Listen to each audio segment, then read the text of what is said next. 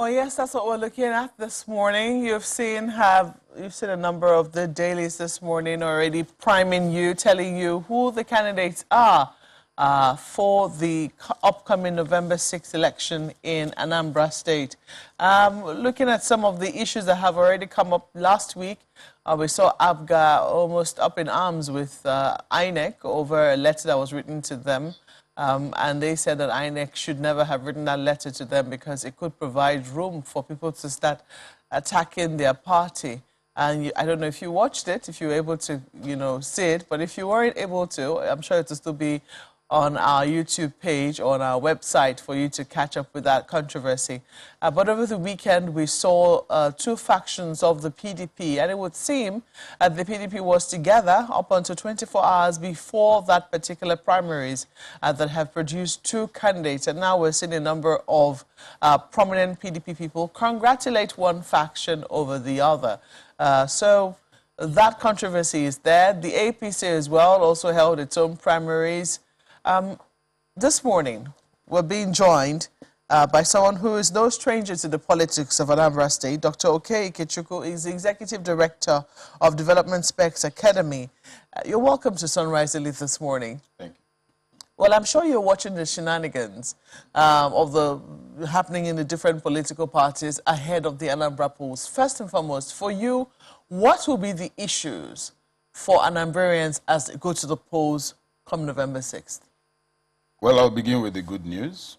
The good news is that there would seem to have, Anambra people would seem to have arrived at a consensus that geopolitical balancing of the location of the office of governor has finally come to a head.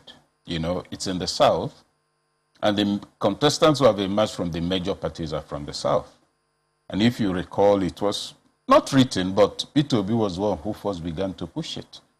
That if this state is going to last, is everybody is going to have a feeling that he or she matters, that the pillars that constitute the governance structure of the state should be seen not to reside in any particular part of the state. He's from Central, and a lot of people have come from there. So for the first time, I think, it's a commendable development that there appears to be that consensus.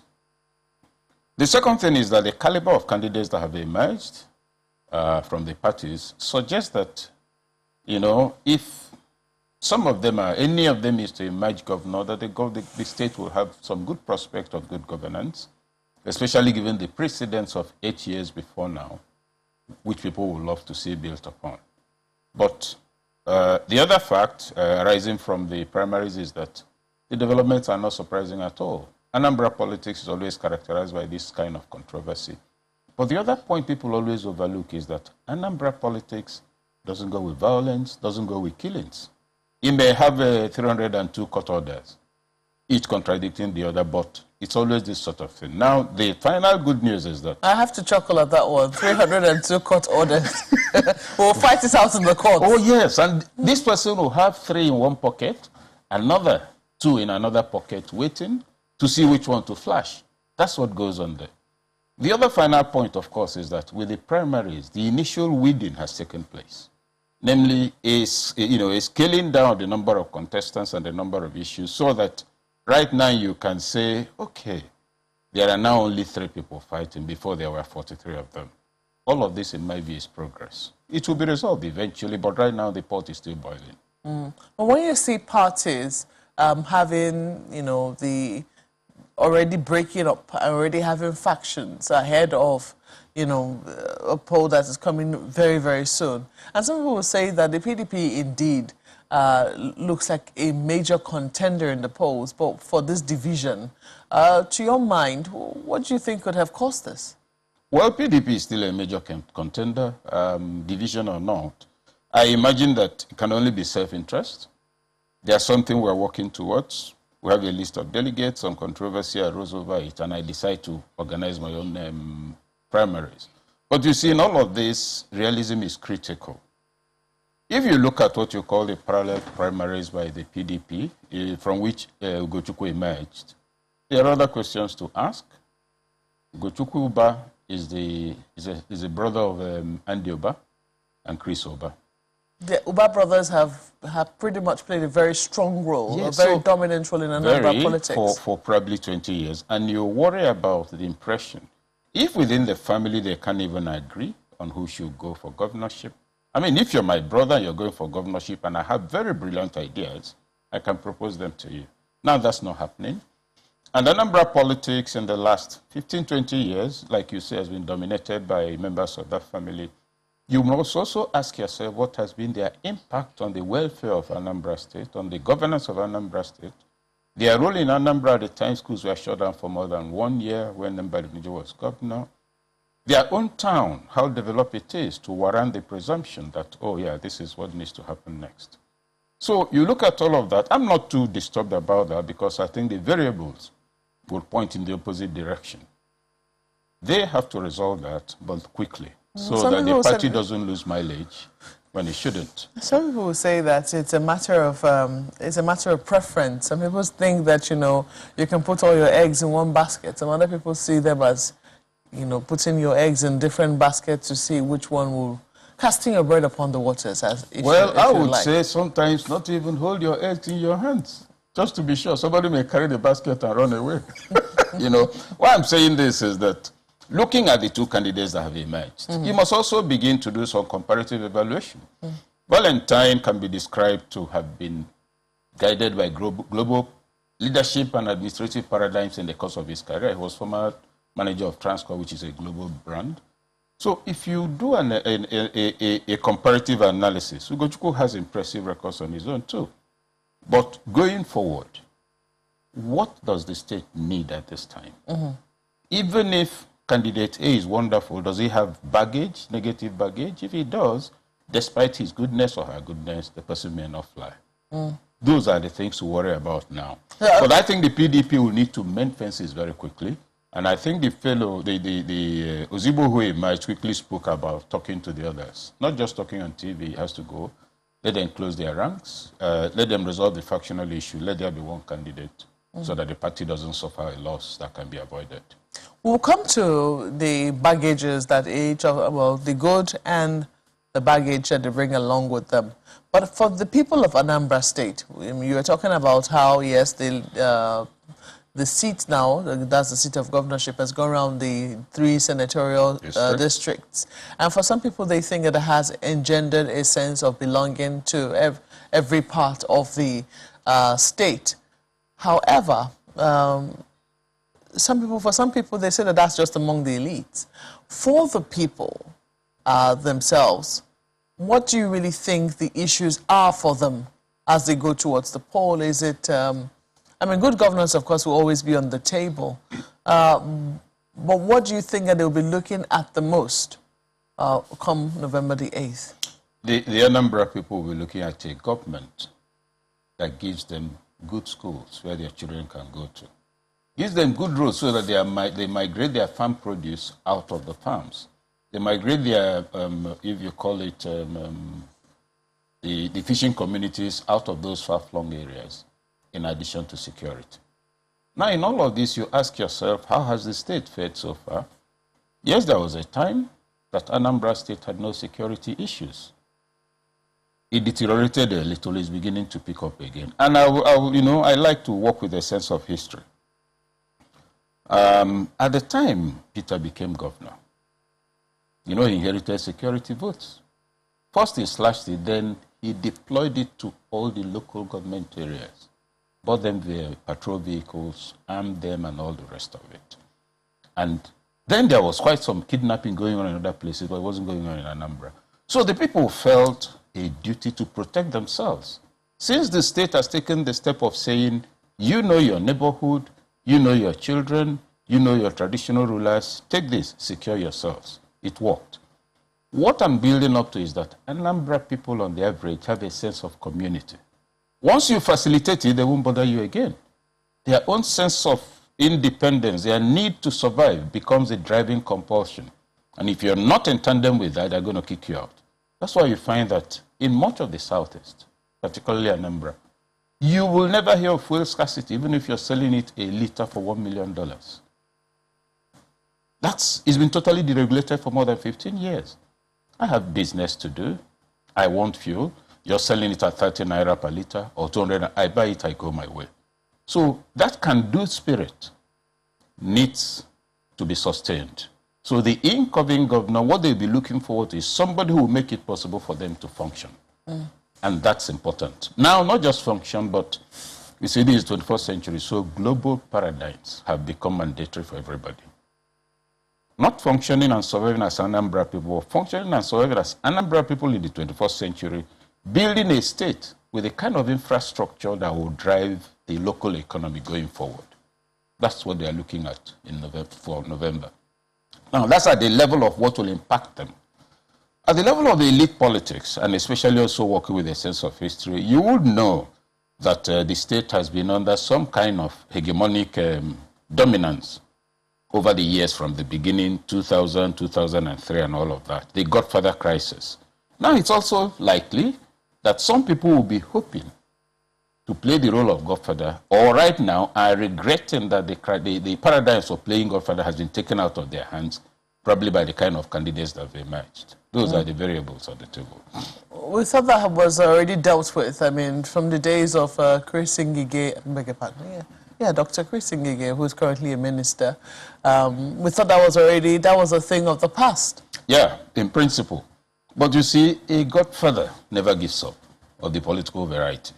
Now, if you look at the primaries, for instance, all kinds of things have been said. How many of the people who took part in the primaries who did not emerge were not part of the history of convoluted primaries in Anambra State for at least the last 10, 15 years? So you see there's a bit of nemesis at work. There's a bit of counter-resolution at work. There's a bit of outplaying the players at work here. So nobody now can come out and say, sound like an angel. No. Look at all the participants, look at their political history, then look at the resolution of this one. You're talking about the PD. Look at the person who emerged. You see, it will be difficult to challenge the quality of the candidate that emerged. It will also be difficult to contest the fact that the new rules given by the PDP that led to his emergence has its advantages. Now, all those who had been walking in a different direction, some of them for up to 3 years actually, with godfathers who are silent, they are the ones who are wondering what has happened. But what we expect is that in the next couple of days, I'm sure they will head out. They will call for the allies all over the country. We'll get a resolution. Like I said at the onset, the good news is that the numbers have been scaled down. Only a few big boys and girls will be fighting now. I haven't heard any girls so far. Only the boys are there. The same. You may want to look at the cheerleaders section. Well, that's sad because I mean, even in the past, right now we saw the PDP's crisis. I mean, the crisis that usually bedevils the PDP in Anambra ahead of the elections have always been there. But then we used to see Uche Ekwedife, who's a senator now in this current Senate, you know, was a strong contender then. Came third. Yes. So I mean, we haven't quite seen since Dora Konyili and herself. We haven't quite seen many more women come up to say they want to be senators, they want to be governors in a state like Anambra. And some people did give it to Dora Konyili when she fought. She fought a very honest battle, so to speak. I mean, when I say a battle worthy of our opponent, I mean, she really gave it a worthy fight. But just wondering, we've looked at some of the things that will be important to the people of Anambra State as they go to this polls. And for a number of people, the issues will be varied. But let's take a look at the candidates and even the political parties. We've seen a number of cross-carpeting moves before now. The current candidate of APGA was in the PDP. One of the major, and even the nature of APGA, which has held onto the state quite firmly for a number of years now, since the creation of the party, and of course the strong influence of Dim Chukwuemeka Ojukwu. I mean, I don't know what exactly is the nature of APGA today when you look at the fact that it was seen as no sooner are people done with APGA than they go to the PDP, and now we're seeing from the PDP coming back to APGA. What can we say for the structure of APGA, which has dominated the state for as long as we can remember? Well, I don't know about structure. I think APGA used to have more than one state, about 3. It began to decline. Now it's only Anambra State. And it would appear, I may be mistaken, but will appear to revolve around individuals. So that the name ABGA, PDP, APC are what you call signboards on certain buildings. So whichever suits you at any point, you walk into it. You're talking about Soludo, isn't it? Mm-hmm. He was in PDP. He's clearly in ABGA because he's shopping for a platform that will accept him. I believe that if he was sure of the ticket or if he had a certain following the PDP, he wouldn't have left. ABGA as a political party is an Anambra party for today. But whether it has soaked through to the ground is another matter. Whether it hasn't lost some of what it had when Ojukwu was around and when Peter was still there is another matter. Because remember, there have been migrations out of the party. That migration always takes also the followers of those who migrated out. And so, Soludo, as ABGA candidate, what machinery is he going to work with? He's a man who is familiar with the PDP machinery, and the PDP machinery is strong in the state. But he would have brought in his own followers as well into ABGA. Yes, that's a matter I may be a little reluctant to address comprehensively, because followership in Anambra State is usually not quite predicated on your capacity for speaking good English and presenting policy. It's about being a grassroots person. It's about when you come around, I feel I can walk up to you and talk to you. It's not about you telling me what needs to happen to me for my own good and not expecting me to say what I think about it. That might present a challenge. That is where I think that probably, and I may be mistaken, the others might have an advantage over the ABGA candidate, but the elections will determine that. Yeah, and recall that there was an initiative the current governor commenced sometime late last year. Anambra 2070 vision is supposed to be a developmental, program to drive the state for the next thing. By the time that thing began, it was chaired by Soludo.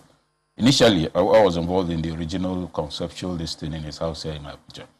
The perception was that, it's going to build up for him to succeed him, and that's what has come to play out. Now, whether in all of that there's what you might call a crusade of convinced disciples is another matter. ABGA today, whether it would like to admit it or not, has a certain disadvantage which it must work upon. Otherwise, the PDP is likely to railroad them out of the place. One, because of the candidate, and two, because of the challenge they have with their structures. But I believe that people in ABGA will not agree with you. ABGA has, well, not just ABGA now, Anambra State has a pretty strong history with bankers. And it was seen that they have been able to relate to them. I mean, look at the number of people who have been contending for position or for the position of governorship in Anambra State. If you look at a number of them, you see some pretty remarkable bankers. Some of them former MDs. In fact, the current... Even Uche is a banker. Uche was a bank manager. Well, he's not former, he's still the current governor. Yes, a former banker, and then we see a number of people contending who are former bankers as well, some of them as high as the level of the CBN. But let's quickly go to Lagos. Now, here my colleagues have questions for you. Okay. Gentlemen. Oh, yes, thank you very much, Malkwe. Well, Doctor, I want to go back to that, the PDP primaries we saw over the weekend, 2 parallel primaries, as it were. And I just want to be sure if we're not glossing over this. Having 2 primaries in a political party, which is meant to be at least one of the foundations of democracy, is that normal for you? No, it's not normal, but it's an indication of a divergence of views, a difference in perspective about what needs to happen. And to that extent, some people felt they had the right and probably the numbers to organize their own primaries. So it's not normal. But again, in the spirit of democracy, they've expressed their dissatisfaction by having alternative primaries. A resolution must also come by an evaluation of both the numbers and the individuals involved. The point to note here is that at the end of the day, it will come down to a discussion around the table. Which of the 2 primaries went by the guidelines given by the party itself? Kola, the party spokesman, addressed the nation, I think sometime last week, not in his own as an individual, but to convey the resolution of the party according to its constitution and based on the decisions of the leadership. That was conveyed to Anambra State. Ultimately, the question would arise, which of the two primaries or pseudo-primaries went according to the party guideline and instruction. That will ultimately be the resolution. But there's nothing particularly to panic about here, because there will always be, if you like, fringe actors, dissatisfied individuals, people who will try by any means to get what they want. And it's good, because without such things, you can't have a resolution. That's why I said at the beginning that one of the good news is that the primaries have taken place. Some individuals have emerged. Controversies have emerged. And with those controversies, what it means is that what needs to be settled now is becoming fewer and fewer. Before you had 15, 20 contestants. Now you have 2 factions and 2 individuals. And so it's about what is Mr. A saying and what is Mr. B saying. But independently, we can analyze both the 2 primaries and the candidates concerned and the antecedents, and probably on the basis of that, advise the party in which direction to look more closely. The question here is, which of the candidates, you're talking about PDP, has more negative baggage that can impact negatively on the party? That is a question Anambra people must ask themselves. That's a question Anambra PDP must ask itself. So it's not sufficient you've emerged, truly or not. The question is, can you win us an election? What has been your role in Anambra politics in the last 15 years? To what extent have you been part of the global event? Are you a brand? Are you known to be associated with any global brand, either in your line of work, on your means of livelihood, on how you conduct yourself? What has changed about you and around you and with the people who know you? Those are the things to consider. But on your question, no, it is not right. No, it is not normal. But it is sometimes understandable when there are contending forces within any political party. So that's a number for you. Life goes on. Well, I mean, you seem to say that's the brand of democracy that we have come to know, and perhaps we should just go along with it. But some would say maybe this is some sort of early warning sign, because if a party cannot conduct internal affairs in a rancor-free manner, well, there will be issues, but not having, I mean, 2 parallel primaries and the rest. So if a party cannot just go through this process seamlessly, so to speak, isn't this some early warning signs? Who knows what might happen if the party gets into power tomorrow and even something bigger happens? The rancor could bring it down. So the question will be, shouldn't there be some form of, I don't know, punitive measures put in place so that parties know that when it's time for primaries, we need to sit up and ensure that this is as smooth as possible? Because the electorate, the people are watching.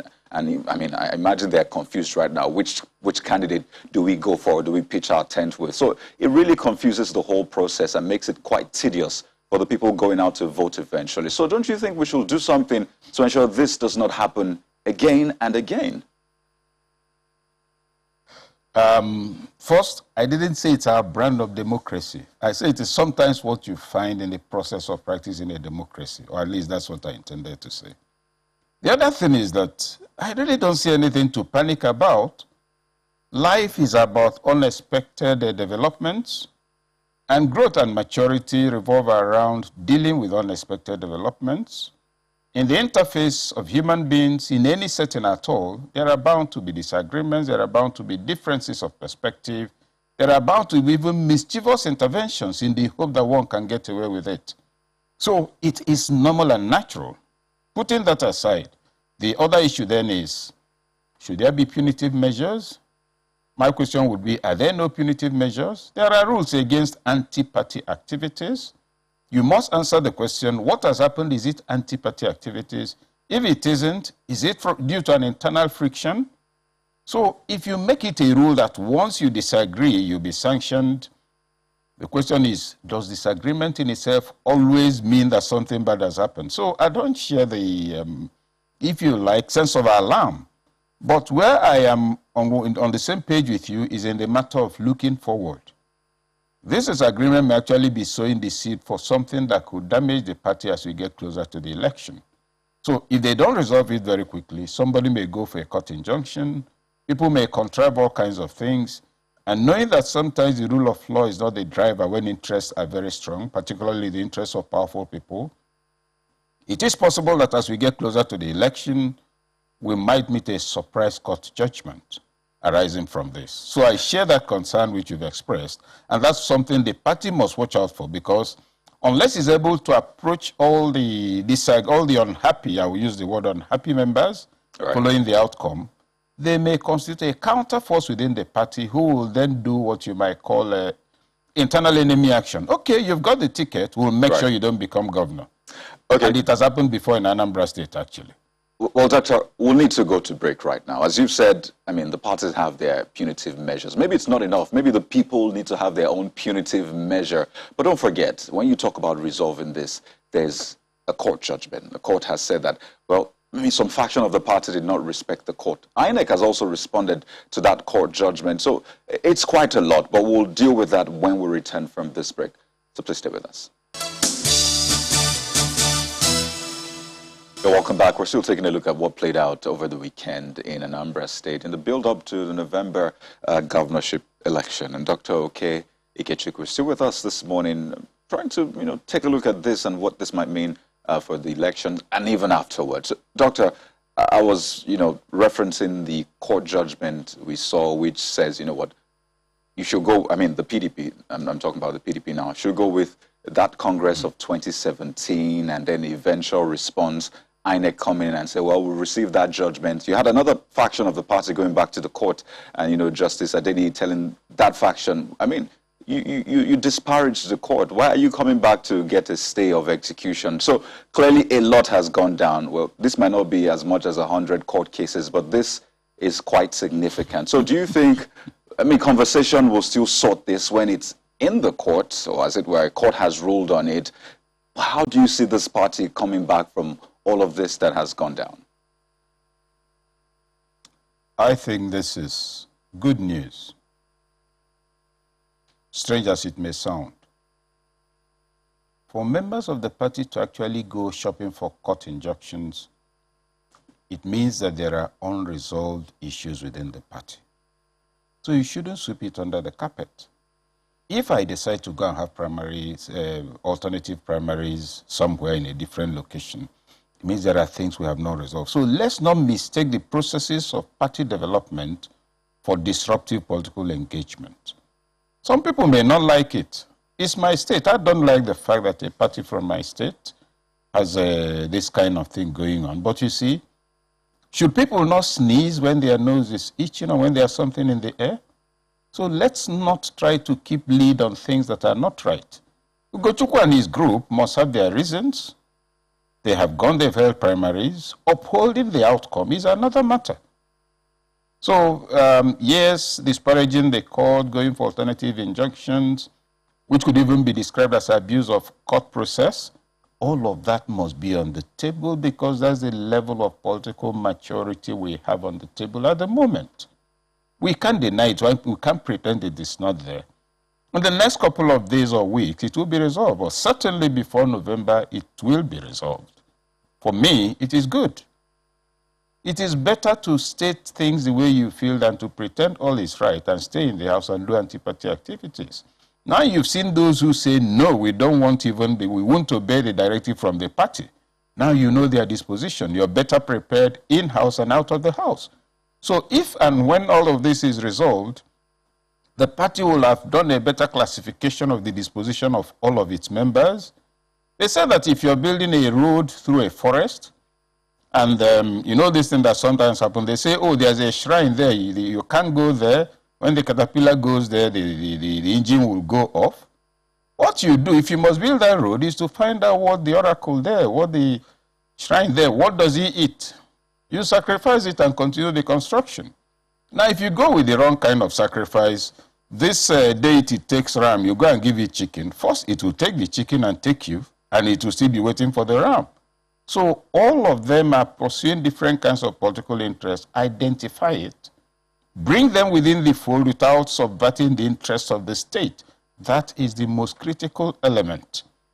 2000 to 2003 and a little after, the interest of the state, of Anambra State, was subsumed under the personal interests of individuals who were simply pocketing the state's allocation, who were comfortable to sit down and watch the state without any of the schools running for a year plus. And the schools produce the human capital for development. Now, let the issue be resolved in the interest of the people of Anambra State, so that from that period, when schools were shut down, you move to a new period. Now, replicating the kind of thing that happened when, within a short time after schools were handed over to missionaries and the rest of them, Anambra State began to come first in all competitive exams. That's what we want to return to. But to say that there should be no disagreement, no, no, no. Please, PDP should quarrel as much as it likes and resolve it and become a stronger party.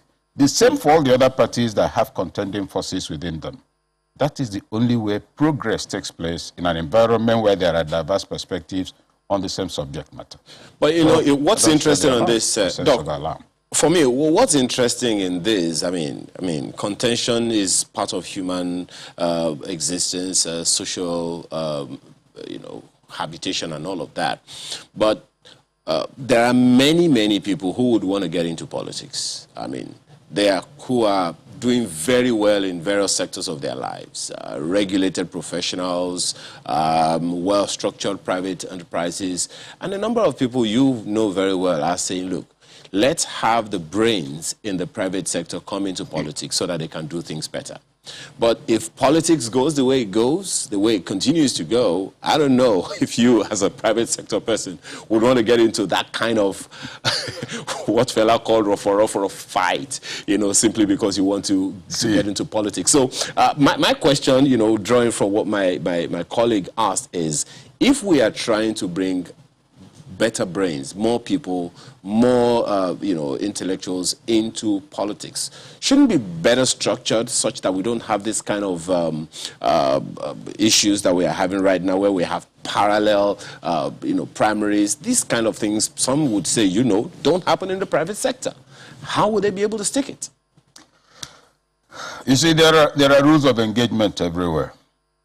If you're running a private enterprise, it's a profit-driven organization with bottom line, and behavior is well known. If you're a soldier in the military, you have unconditional compliance, whereas in the civilian environment, you have substantial compliance. What am I leading up to? If you want to go into politics and you're a private sector person, understand civil society. Don't walk around looking like an angel, pretending you fell from the moon. Because outside your office, human reality does not follow the rules inside your office.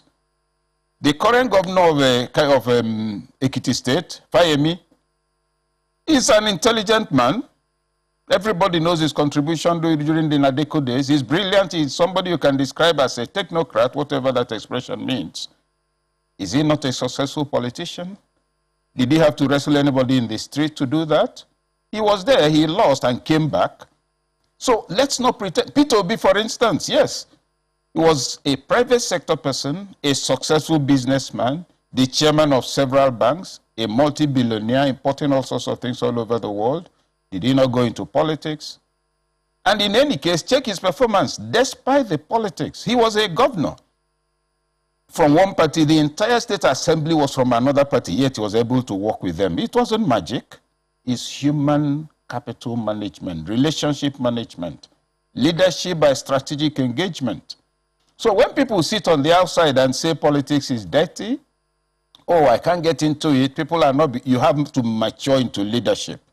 You don't sit around where there are limited rules and expect that the limited rules of an organization should be imposed on a society where you have people at different levels of inner maturity. You grow up to it, you relate to all the levels, and you remain on top. That is leadership. So the other disadvantage people who are described as technocrats have is that they imagine that whatever is in their head does not exist in anybody's head. Because they are well-dressed, they attended this school. Even people, like somebody will tell you, oh, if you recall, and I'm being specific, if you recall, I think there was a head of an agency of government, Security and Exchange Commission, 3-4 years ago, no, during the Jonathan administration, I think, had gone for a conversation with the National Assembly. And she said, look, you can't just be talking to me like that. I'm a Harvard-trained so-and-so. Harvard-trained? What does that translate into? We're asking for accountability and performance. And this thing about Oxford and Harvard, somebody attends Omunakwe Primary School in Olo, He attends one other school and goes on and on and on and finishes and spends 9 months in Harvard. He comes back to tell you it's Harvard product. Let's get real. Your academic qualification does not translate into capacity to act unless you understand your operating environment, engage strategically, get stakeholders to see that their interests are protected, and present templates for synergy and development of all simultaneously. Just quickly, if we may, we focused a lot on the political parties. What about the regulator? Are you confident that they will be able to conduct a free and fair elections that will reflect the will of the people of Anambra? Well, INEC has improved consistently, actually, in the last, since Mahmoud got there. Jega set very good paradigms, improved on the quality of persons who manage the elections. That was a major, major breakthrough. Then Mahmoud, who took over from him, took it further. And subsequently, in each subsequent election, we notice improvements, consistent improvements. Of course, there are now concerns about the new voting area. Yes, it's the Electoral Act, yeah, but the new, what did they call it? Let me use this word. Yes, it's an issue that presents a prospect of massive possibility of rigging in the north. But that's a matter for another type of conversation. Now, looking at Anambra, looking at November, I expect INEC should do a good job for two reasons. Number one, it's going to be an off-season election. And so the agency, the regulator, should be able to maximally deploy security and other facilities. Because if you don't do that, being that elections are not taking place anywhere else, there will be thugs available in other states to hire. I expect INEC would be able, and he has enough time to prepare. I will be surprised if it isn't. Mahmoud is a very organized administrator. And consistently, INEC's record has been moving up despite the arrows people are shooting at it. We must distinguish between INEC as an institution and institutions of state that provide support services. If an election is rigged because people came in with guns and carried the ballot box, it has nothing to do with INEC. I was going to also mention the fact that we've been seeing a number of, there's been security challenges, and also INEC's offices, some of them have come under fire, they've been destroyed before this election. So, I mean, as they go into this election. So there'll be questions as to whether that would have any effect on the conduct of the polls. But we'll see what INEC will say about that. In the meantime, we have to say thank you so much for sharing your thoughts with us this morning on the upcoming Anambra elections. Dr. K. Ikechukwu is the Executive Director of Development Specs Academy. Thank you so much for coming on Sunrise Daily. Thank you. We'll take a break now. When we come back, we'll be switching gears to the economy. Please stay with us. Governance, policies, people, economy. What's the relationship with all of these? Rising debt profile, increasing poverty figures, dwindling economy, inflation on the rise, unemployment figures on the high, and potential extremely high. How do we balance all these? Well, we have two gentlemen joining us this morning. Dr. Emmanuel Abolo is Director General, the Economic Think Tank Center Limited, as well as Tope Fashua, who is a former presidential candidate, as well as an economist. Both join us virtually. Thank you, gentlemen, for joining us this morning. Let's begin with Dr. Abolo. Well, the federal government at various levels have been talking about all of the figures that we can look at. Clearly, as some journalists also said recently, the president seems to have a good handle of what is happening to us as a nation. Do you agree? Well, I would say that to the best of their ability, to the best of their capacity and knowledge, they have done the best they can. But again, the figures are looking the other way.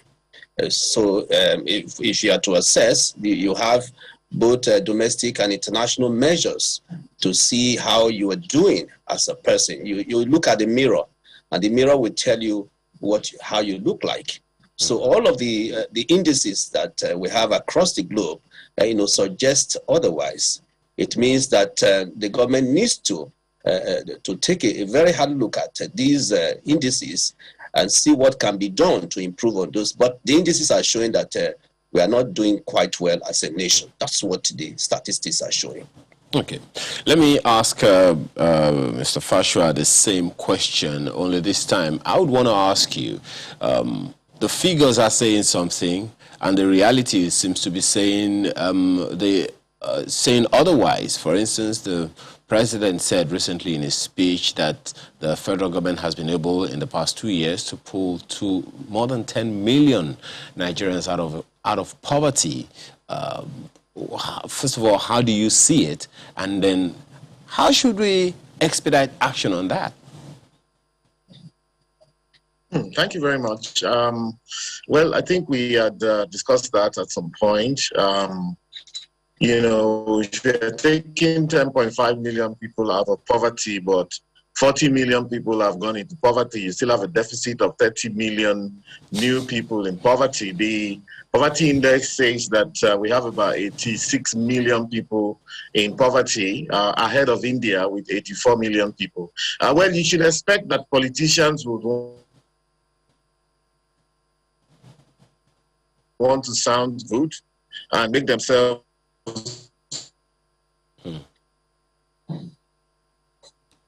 look good. So they would want to sound good and make themselves look good, but that doesn't invariably, you know, but that doesn't mean that that's the reality on ground. How do we solve this problem is, of course, that no matter the rhetoric, the political rhetoric on ground, there's still a need for us for them, at least those in politics, those in office, to face the fact. Because at the end of the day, all these numbers will come out, like Dr. Abolo said, the numbers and, you know, the reality on ground is not supporting the political rhetoric. So at some point, their tenure will be over, you know, even if it's at that point, the world is going to see that they'll be patching things through. If you hear the Senate President and, you know, in your preview before we started speaking, and his body language and what he was talking about, Nigeria is not a rich country. We don't have a choice but to continue to borrow. There seems to be a one-track mind in terms of solving our many economic problems. You know, there seems to be a sort of mental laziness that even exudes from the body language that I saw. Like, we have no choice, the situation is so bad. However, you now compare that with, you know, the way politics is done elsewhere and how it's done here, that political office holders are they are very resplendent here. They are really you seem to be. But when it comes to delivering for the people, they are unable to deliver for.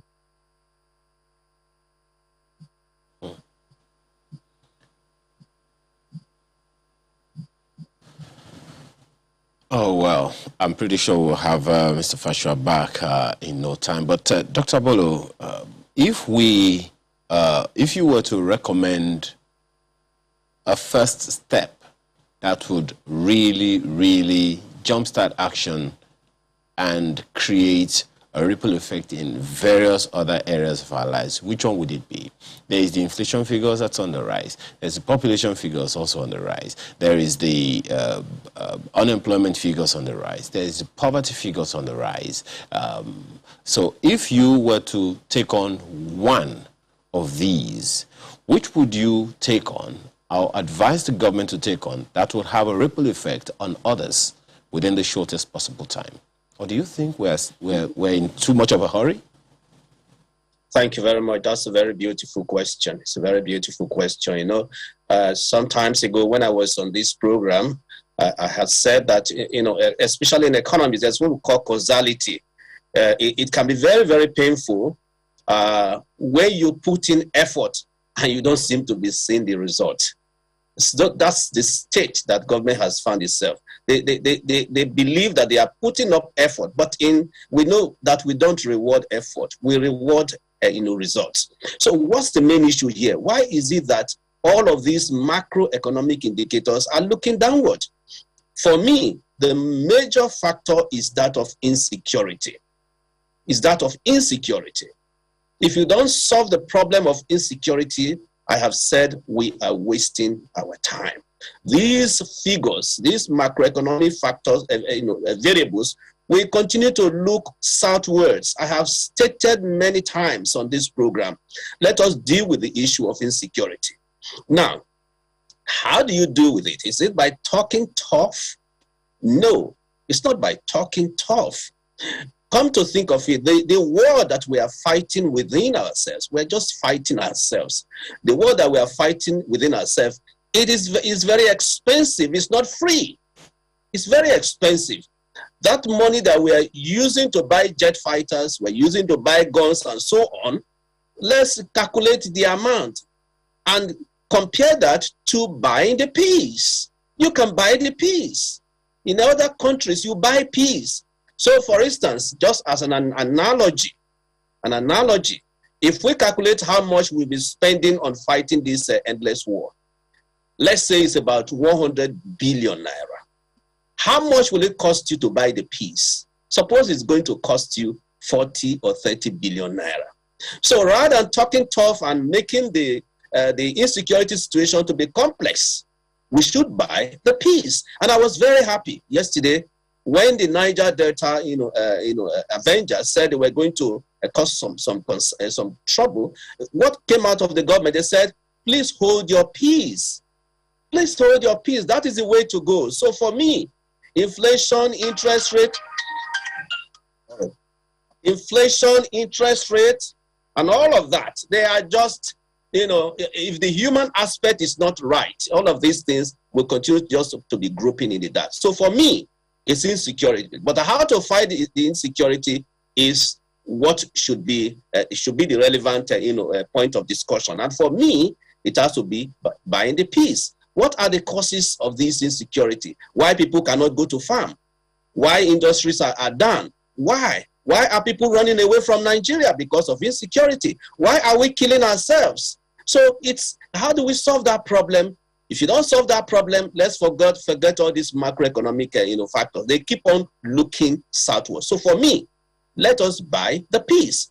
The fundamental issue is that of fairness, is that of equity, and that of justice.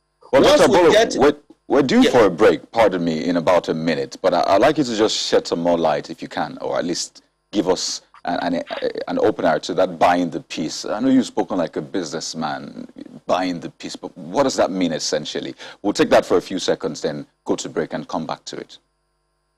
Thank you. You can go on for about 30 seconds, okay, and then we'll go to break. Yes, please go on. Yes. Like I mentioned in one of your programs, we talked about political will. Some of the decisions that you might take in buying this piece may hurt some other person's feelings, okay? And according to the Pareto optimality, which I talked about, Pareto optimality and the Kaldor-Hicks, criterion, you need to look at those variables, justice, equity, and fairness within the system. If these three variables are not correct, we are wasting our time. So to buy the peace means you come to the round table. Talking tough does not solve a problem. You come to the round table and see what are the issues, what are the concerns, why are we aggrieved? That is the way to go. Well, so Dr. Bolo, the question, it would sound like you are in the same track, on the same track with those who are calling for a restructuring when you talk about justice and fairness and all of that. But we'll explain a little more on that when we return from this break. Please stay with us. Thanks for staying with us. Mr. Fashua, if you were to take on one of the issues, let me throw the same question I threw to Dr. Abolo to you, where he has chosen that insecurity is the major issue that we have to deal with if we are to take on any of those other, southward-looking figures. But then, on the front page of the Daily Trust newspaper, for instance, this morning, we have an information that says that there is mass recruitment of bandits. And we have had it before. Intelligence has said that these bandits, they incentivize young people in their areas, give them money to recruit them into all of the actions that they are doing. So how do we solve the problem of insecurity if we do not solve the problem of unemployment? I mean, given this report.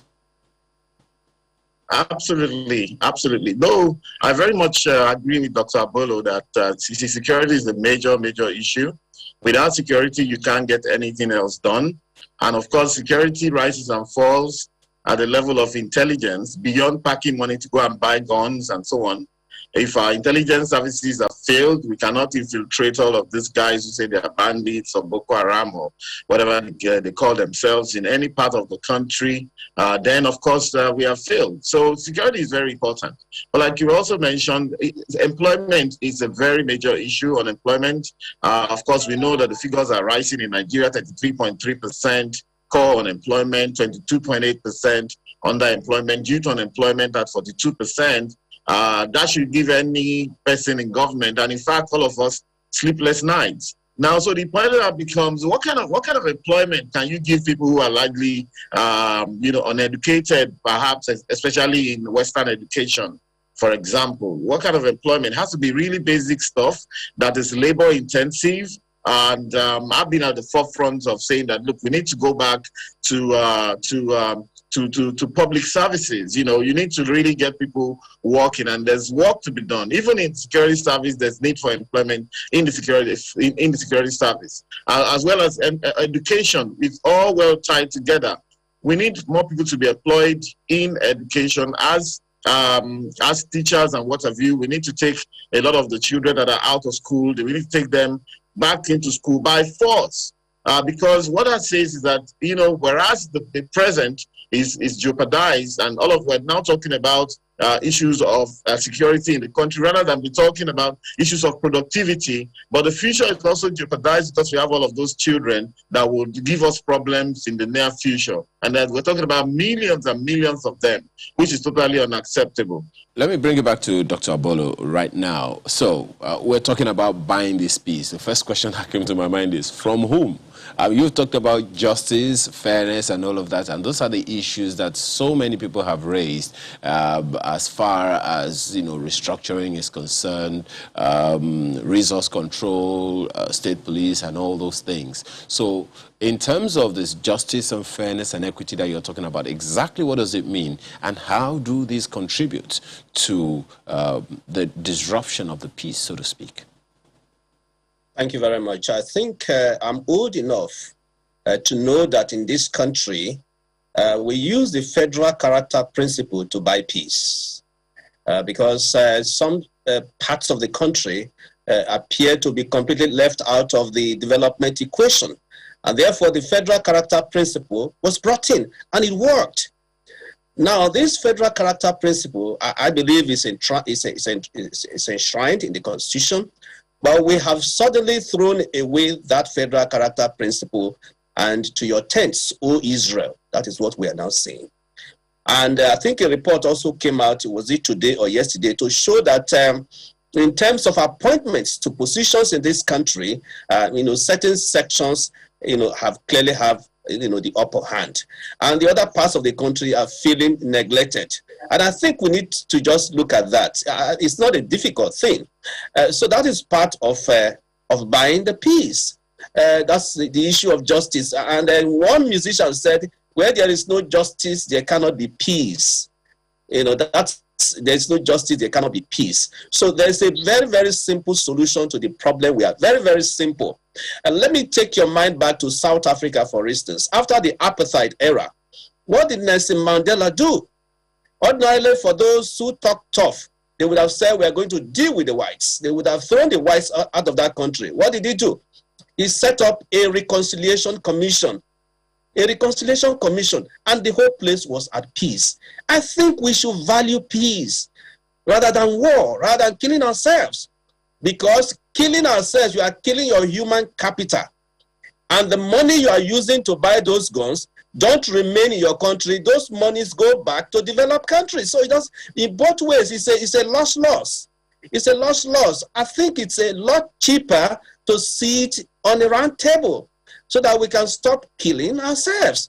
Once we're able to reach out to peace, I can tell you Within 2 months, I promise you, this country will surpass even developed countries in terms of development. So let's go back to fairness, justice, and equity. Of course, once you do that, then many Nigerians will believe in the Nigerian project.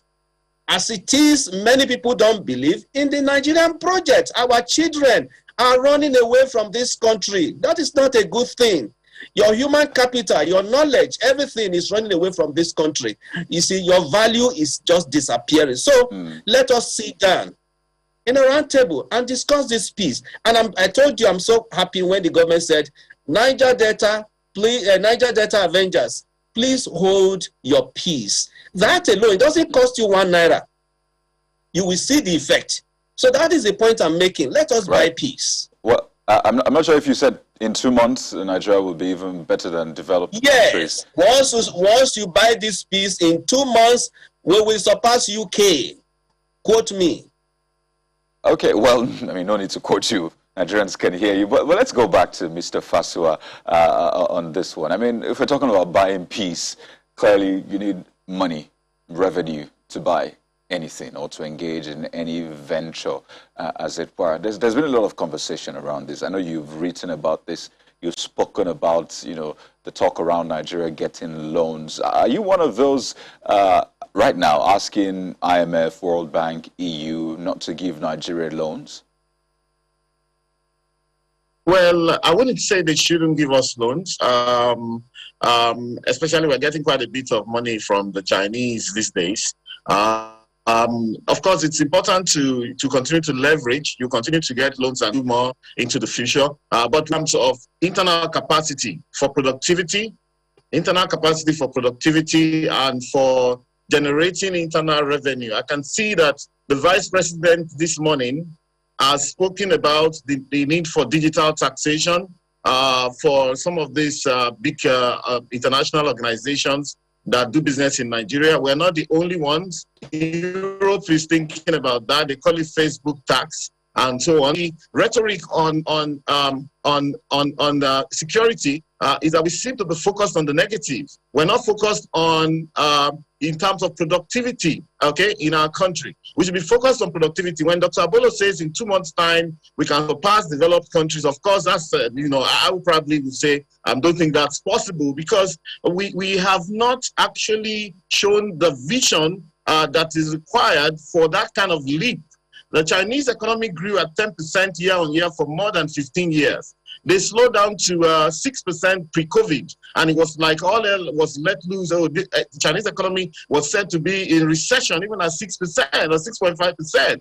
And here we are. In fact, okay, right now as we stand, we are predicted to grow by the IMF World Bank at 1.8% in 2021, when even developed countries, the OECD region, is expected to grow at 5.5%. And you ask yourself, what's going on? So beyond, you see, you know, they said, our people say when you have a big problem, other small ones will come and pile on it. We had a big problem before this security problem came. We had this big problem of lack of visioning. We had this big problem of lack of productivity. All right, we had this big problem that we hadn't actually revved ourselves up to be able to take on our manifest destiny. And then, of course, security came. Of course, security came because we neglected education. Our intelligence services had gone to sleep. And so all of these things pile up. Then we were focused more on things like religion, and we use all our factories to build churches and to of course, all sorts of things. You know, so that's why all of this thing came. So, look, yes, we can buy the peace. But mind you, in buying the peace also, there are two things. Number one is that many people face trouble in this country in order to get political advantage and, of course, economic advantage. We've heard one cleric talk about that we should compensate these guys who are killing people randomly. They go into Sokoto, they go into Katsina, they kill 100 villagers. We say we should give them money. So, look, we're not going to fall into that, all right? So if in buying the peace, it's not just about giving money to those guys. And of course, when you give money to those guys, and by the time they're broke, they come back even bigger because you've armed them. So we have to be careful. But I know that that's not what is meant by buying the peace. But of course, whatever it is we must do, we need to do. Rejig our security sector, our intelligence sector, and, ensure we dialogue with people, reduces political tensions, people feeling left behind, people feeling like, their regions have been ignored. Of all of that, political solutions must be found. But more importantly is we should remember, see, this, if you check my Facebook page, you'll see I posted something. Chinese people came to Nigeria. They got this cassava, and they built a cassava gari processing. They call it gari. They didn't call it their own name. They said gari processing company, a machine. It's a 6-component machine. They put the cassava there. It peels it very perfectly, and then it shreds it into pieces. Then it takes out the liquid. Then it ferments it. Then it fries the gari. Our gari is being now. So you then ask yourself: we've had University of Ibadan since 72 years or 73 years now. Why can we not process our own gari in that mechanized fashion? That is perfect, that reduces the losses into almost nothing. Of course, fine. We have, of course, the issue would then be, what would our women do in the villages that are frying the gari now? But that's how countries think. When you think about that, you say, okay, how do we get our women to continue to be engaged? But you cannot say, look, you want to stay at the level of manual processing of gari when foreigners are coming here to take that processing of gari from us. All right? The same thing, our pounded yam pounder. Somebody abroad, Japan, had to be producing that thing to sell it back to Nigeria. So we have a fundamental problem. Not only Nigeria, you probably would say Sub-Saharan Africa, Black Africa has a problem in terms of this productivity that we're talking about, in terms of innovation, innovative thinking. That's what we need to be. We need to address that as much as we're addressing the security issue. That also needs to be seriously addressed. We should be also visioning at the political level to say, this country, we need to be running at double-digit growth. And we need that, of course, because our population growth is 2.6%, which is pretty much very healthy, if you like, call it that, That's that. Inflation is doing 17.93%, meaning that if you're growing at 2%, you are dying. The economy is dying. We need to vision the economy and say, listen, we can run at 15%. And what that means, for example, is that myself and yourself can be 15% more productive this year. In fact, we can be 15% more productive every day.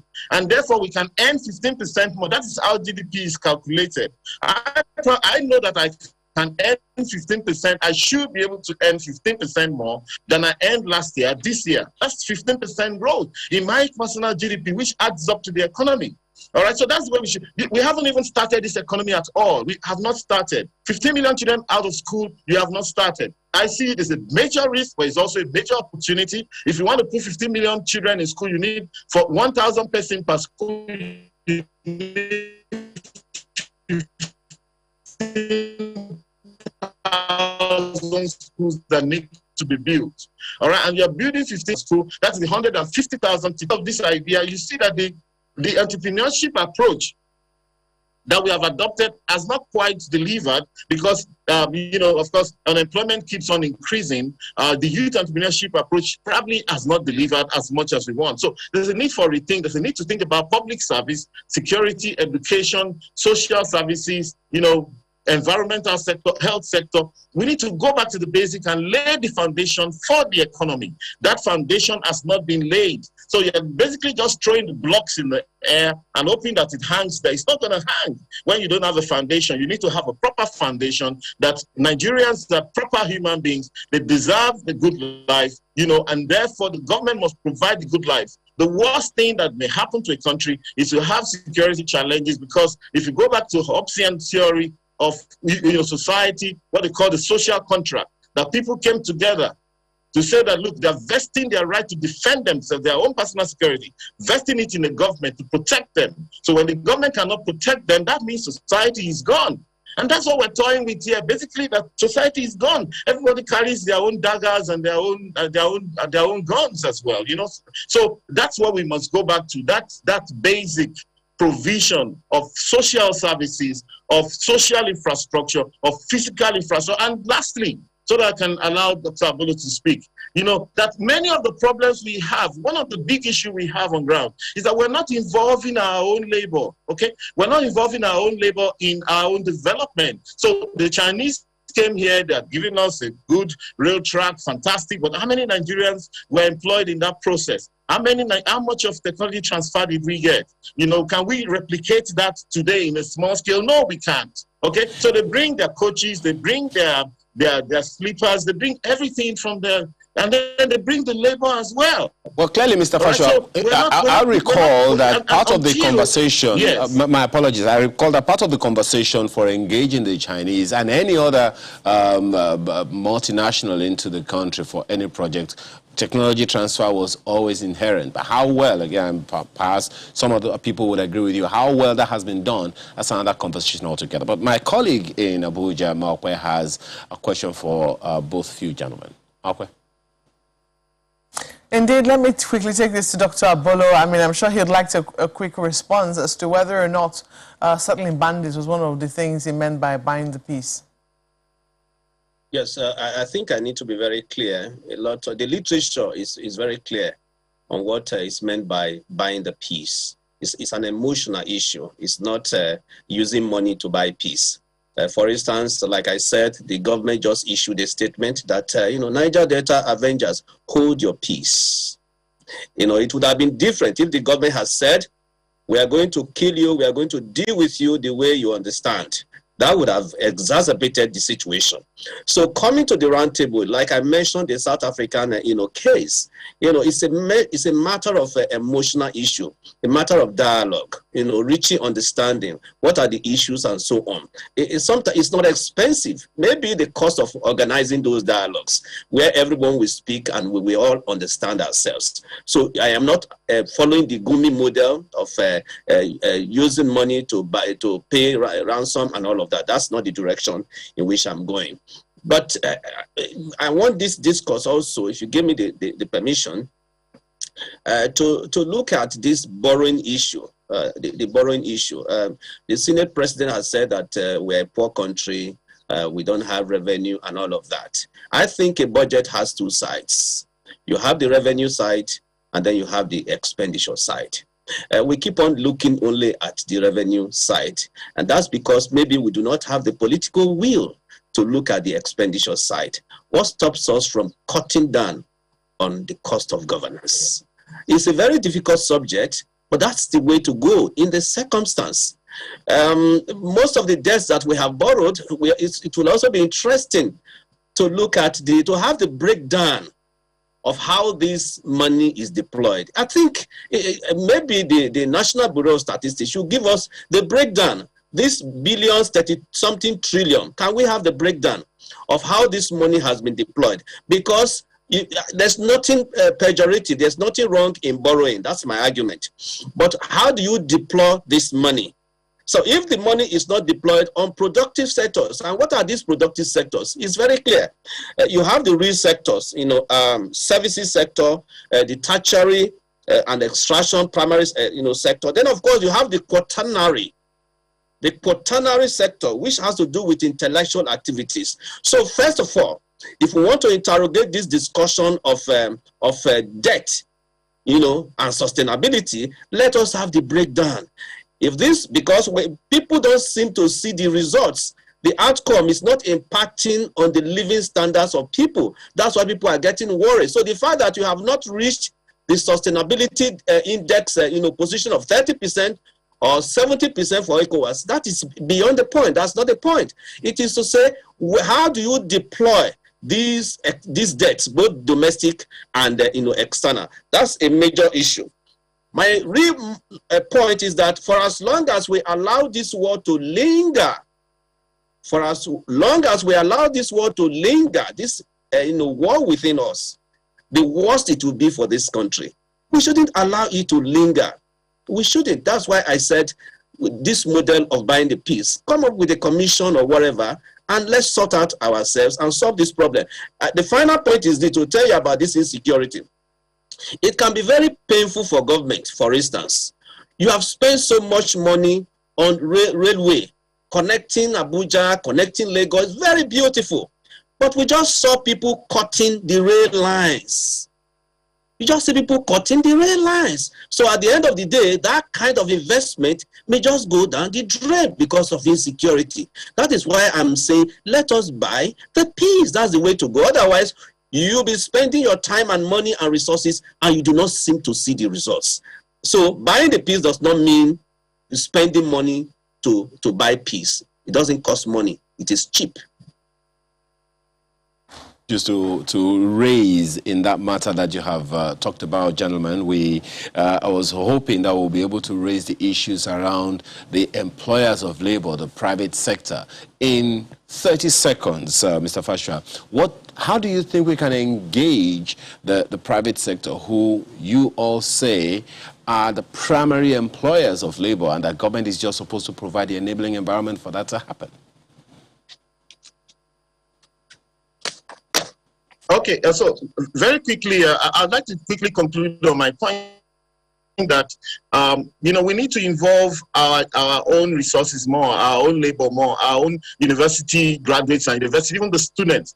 A power plant was built in OAU Ife and launched, and now I hear that OAU Ife, Obafemi Awolowo University, is going to be distributing electricity to the environment. But none of the students, none of the faculty was involved in the building of that power plant. Now, nobody is going to give you a technology transfer on a platter. It's not going to happen. You have to get it. You have to force them. And you have to also ensure that you have hands-on approach towards using whatever you learn to create your own stuff and work them and make your mistakes as well. Now, again, I would also say that whereas the private sector provides employment, but where we are at our stage, we have not set the background for the thriving of the private sector.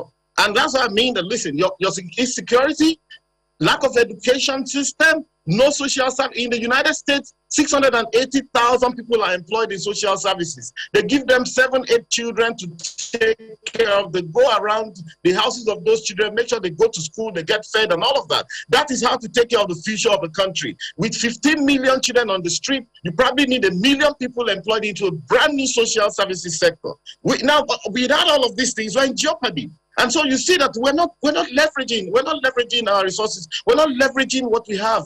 We're not putting money in the pockets of people, and there's work to be done before we now talk about the private sector. The private sector, mind you, will always use the best of technology. They are not there to give you employment. The private sector is there to make profit. It is the role of the government to ensure minimum unemployment level in anywhere in the world. Right? So now the private sector will thrive when people have money to spend to buy the things that they produce. Well, there are so many issues to raise, as you gentlemen have talked about. The dwindling economic situation is definitely staggering, and the concerns are there. Hopefully, we'll be able to handle these problems in good enough time.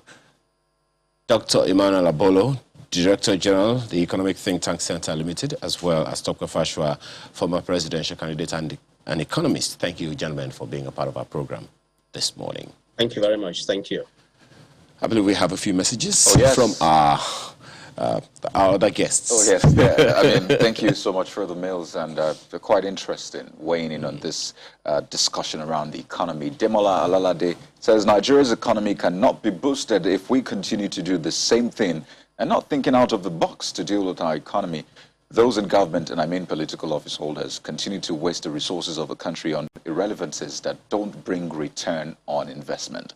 Government needs to be sincere and invest seriously in areas that will benefit the country and stop wasting the little resources available.